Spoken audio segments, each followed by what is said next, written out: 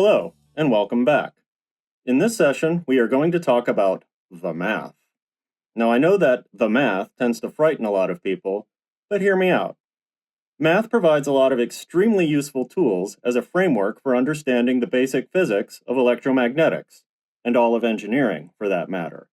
It is much less mysterious and frightening when you realize that all math ultimately comes back to basic arithmetic. Good old addition, subtraction, multiplication, and division. For example, summation is simply shorthand for a bunch of addition operations. An exponent is shorthand for a bunch of multiplications. Differentiation is shorthand for a bunch of subtraction and division operations. And integration is really just shorthand for a bunch of multiplication and addition operations. And so on. It all comes back to basic arithmetic, and it is all understandable once you get inside the logic of any given operation. Think of it like learning a language, because that's exactly what it is. And learn to hear the music of it, as Niels Bohr supposedly said to a young Robert Oppenheimer.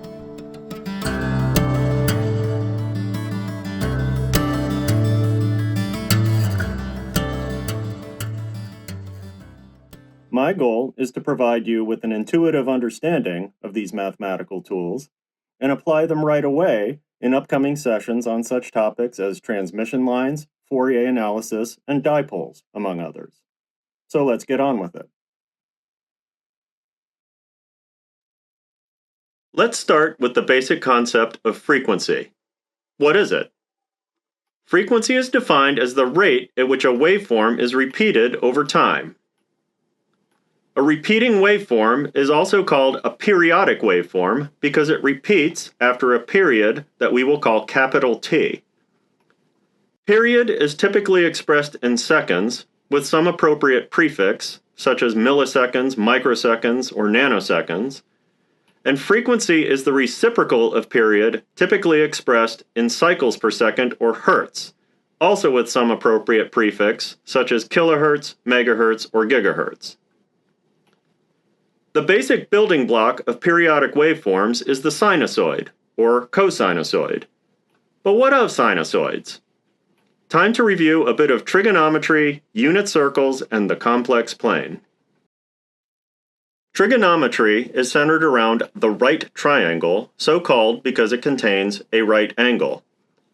The longest side opposite the right angle is called the hypotenuse, labeled R in this diagram, and the two shorter sides are called legs, labeled X and Y in this diagram. Thanks to Pythagoras, we have the well-known and very useful equation that states that the length of the hypotenuse equals the square root of the sum of the squares of the two legs. This, of course, is the Pythagorean theorem, and it is a foundational equation used throughout mathematics, engineering, and physics. Now let's look at one of the angles that is not the right angle that we will call theta, and we will look at the ratios of the lengths of the different sides of our right triangle.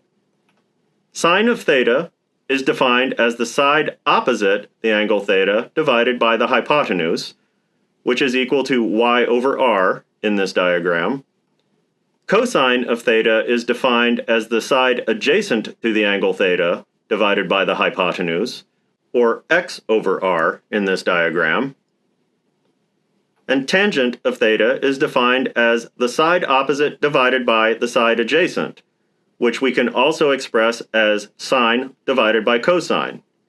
Either way, it equals y over x in this diagram.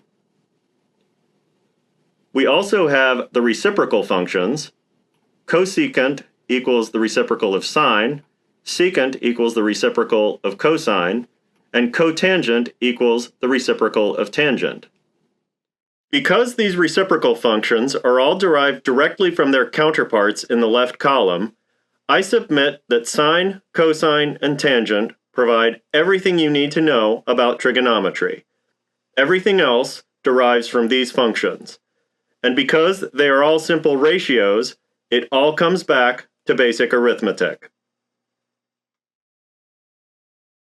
Now let's normalize our hypotenuse to have a length of r equal to 1, And let's place our right triangle in the xy plane in the unit circle centered at the origin, so called because it has a radius equal to 1.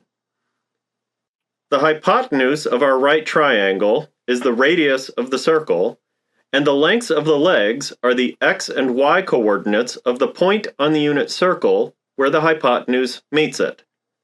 Because we have defined our hypotenuse to have a length of r equals 1, we see that the x-coordinate equals cosine of theta, and the y-coordinate equals sine of theta.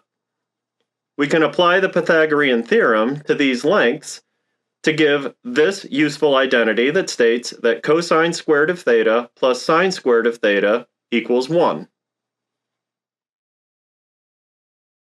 The circumference of a circle is equal to 2 pi times the radius, and from this, we see that 2 pi radians is the length of the arc around the circumference of the unit circle, and this is equivalent to 360 degrees.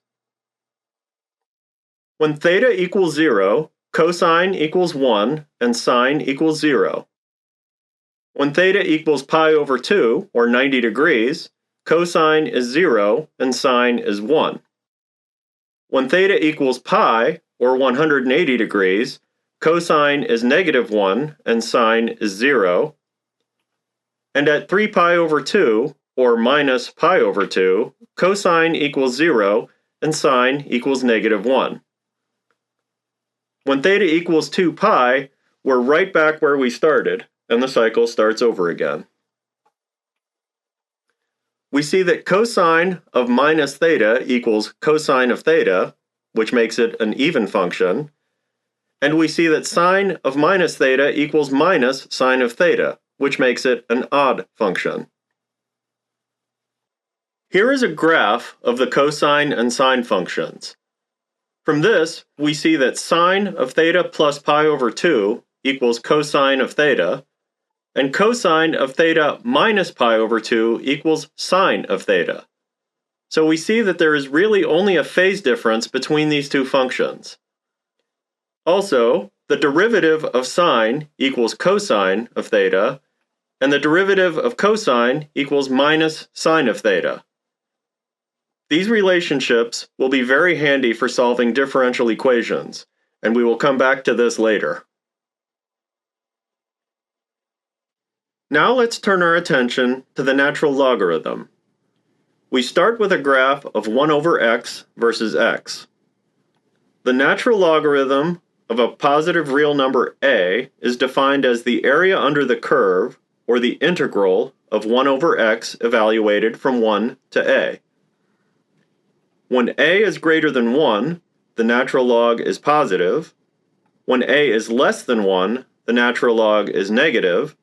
And when a equals 1, the natural log is 0. The general properties of logarithms also apply here. The natural log of the product of a and b equals the log of a plus the log of b. The natural log of b over a equals the natural log of b minus the natural log of a. And a times the natural log of b equals the natural log of b raised to the power of a. When we set the natural logarithm of a equal to 1, it corresponds to a value of a that is this long irrational number. This number is called e, which is the base of the natural logarithm. Here is a graph that shows the exponential function, e to the power of a, as well as the natural log of a. The natural log of e to the power of a returns the value of a, and e raised to the power of the natural log of a also returns the value of a. Thus, these are called inverse functions of each other. The concept of e as the base of the natural logarithm was introduced by Jacob Bernoulli in 1683 for solving the problem of continuous compounding of interest. If you have some money to invest, we'll call your initial investment capital I. You're given an annual interest rate that we will call A, and n is the number of intervals in a year on which the compound interest is evaluated. The typical value is 12 for monthly intervals. And the interest rate per interval will simply be A over n. So after one interval, the value of your investment will be I times 1 plus A over n. After two intervals, the value of your investment will be the value at the end of the first interval multiplied by 1 plus A over n again, giving a total of I times 1 plus A over n squared. After three intervals, the value of your investment will be the value at the end of the second interval multiplied by 1 plus A over n again, or I times 1 plus A over n to the third power, and so on, and we can see that the value at the end of n intervals will be I times 1 plus A over n raised to the nth power. This clearly scales with the value of the initial investment I. Because we are mainly interested in relative growth, we can normalize I to a value of $1 and factor it out of the discussion. At this point, Bernoulli asked a couple of interesting questions. First, he asked, what if we optimistically assume an annual interest rate of 100%, which would set A equal to 1 in this equation?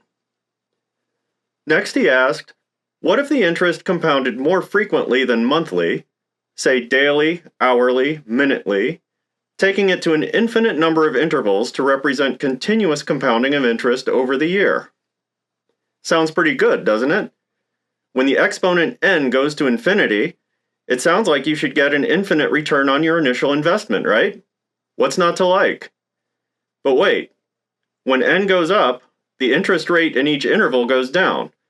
So, how do these two competing factors play out? Let's find out. When n equals 1, we get a multiplier of 2, which means we double our investment. So far, so good. As we increase n, something very interesting happens. When we get to n equals 1 million, when interest is compounded about every 31.5 seconds, our multiplier starts to look a lot like e to 6 significant digits. In fact, the limit of this expression as n goes to infinity defines the value of e. The letter e to express this number was first officially used in Leonhard Euler's Mechanica in 1736. An extremely useful property of the number e is that if you raise it to an exponent x, then take the derivative of it, you get back the original function, e raised to the power of x. There is a beautiful and elegant proof of this property on the YouTube channel called Prime Newtons. I have provided the link in the video description below, and I have also provided it as a card that you can click on above. Applying the chain rule, we see that the derivative of e to the kx, where k is a constant, is k times e to the kx. By extension, the integral of e to the kx is 1 over k times e to the kx. In either case, we get back a version of the original function. These relationships are extremely handy for solving differential equations, which we will explore right now. We'll start with a simple RC circuit. We close the switch at time equals 0 to apply the input potential VI, and we want to determine the output potential VO across the capacitor as a function of time. In order to do that, we'll first solve for the current in the circuit as a function of time. After the switch is closed, we apply Kirchhoff's voltage law to state that VI equals the voltage dropped across the resistor, V equals IR, plus the voltage dropped across the capacitor, which is 1 over C times the integral of the current. We take the time derivative of each term and rearrange terms to get our first-order differential equation for the current. We have one term with the current and another term with its first derivative. Given our preceding discussion, some form of an exponential function is a likely solution. We will call our general solution I naught times e to the st, and its first derivative is s I naught times e to the st. Now, we plug these expressions into our differential equation and solve for S and I naught. We can factor out the common term, I naught e to the st. We could satisfy the equation by setting this term equal to 0, but that would mean that the current is 0 for all time, and it is not a useful solution. So we set the remaining expression equal to 0 and see that S equals minus 1 over RC. To solve for I naught, we apply our initial condition that at the moment after the switch is closed, the capacitor will look like a short circuit, and the instantaneous current will be VI over R. This gives us our expression for the current, VI over R times e to the minus t over RC. We plug this expression into the equation for the voltage across the capacitor, integrate, apply the initial condition that the starting potential is 0 immediately after the switch is thrown, and we get that VO equals VI times 1 minus e to the minus t over RC. Here is a graph of this function for example R and C values of 1 ohm and 1 microfarad, respectively, showing the familiar and well-behaved exponential response of an RC circuit. Speaking of RC, the product of R and C defines the time constant tau, which is 1 microsecond in this example. The significance of tau is that after one time constant, the response is within 37% of its final value, and after 5 time constants, the response is within 1% of its final value. As always, your mileage may vary, but 5 time constants is generally considered sufficient settling time in many applications. Now let's make things more interesting and add an inductor to the circuit. Our voltage drop equation is similar, but with an additional term for the drop across the inductor, L di dt. As before, we take the time derivative of each term and rearrange terms, and this time we get a second-order differential equation, so-called because now we have a second derivative term. Following a similar approach, we assume a general solution of the form I naught times e to the st, along with its first derivative and now its second derivative, s squared times I naught e to the st.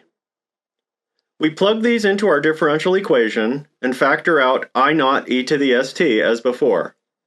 Again, setting this term equal to 0 is not a useful solution, so we set it aside and set the remaining expression equal to 0.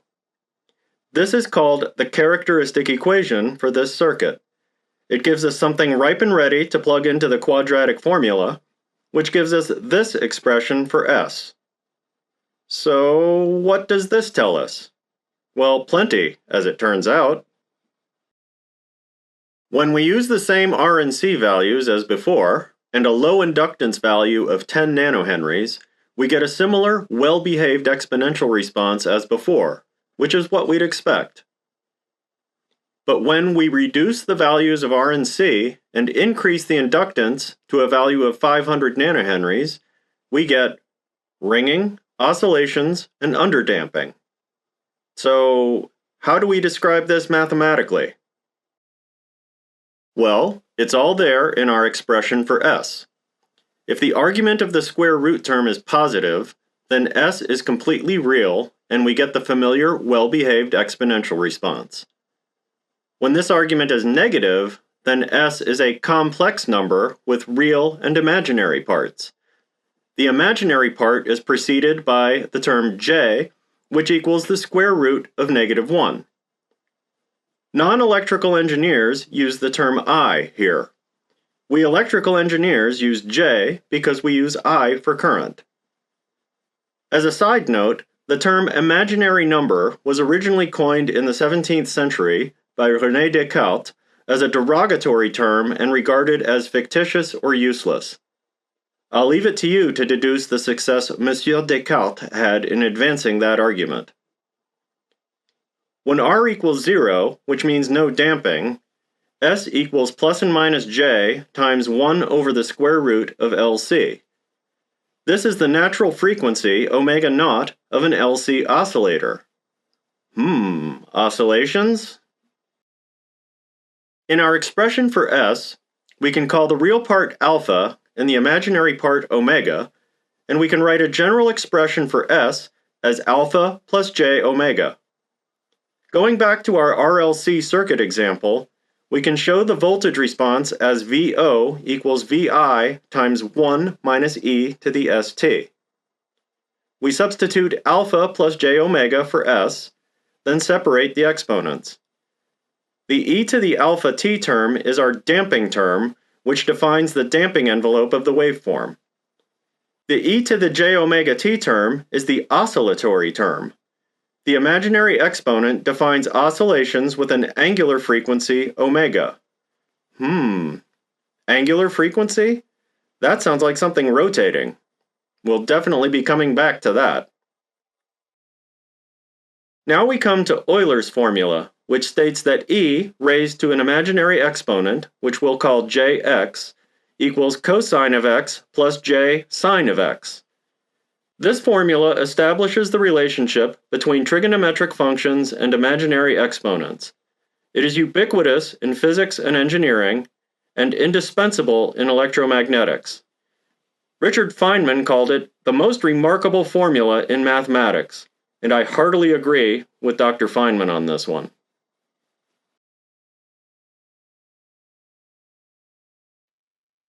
In our next session, I'll show you a proof of Euler's formula and how to apply it to further our understanding of sinusoids and periodic signals.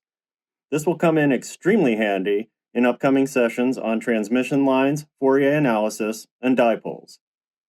Ciao for now.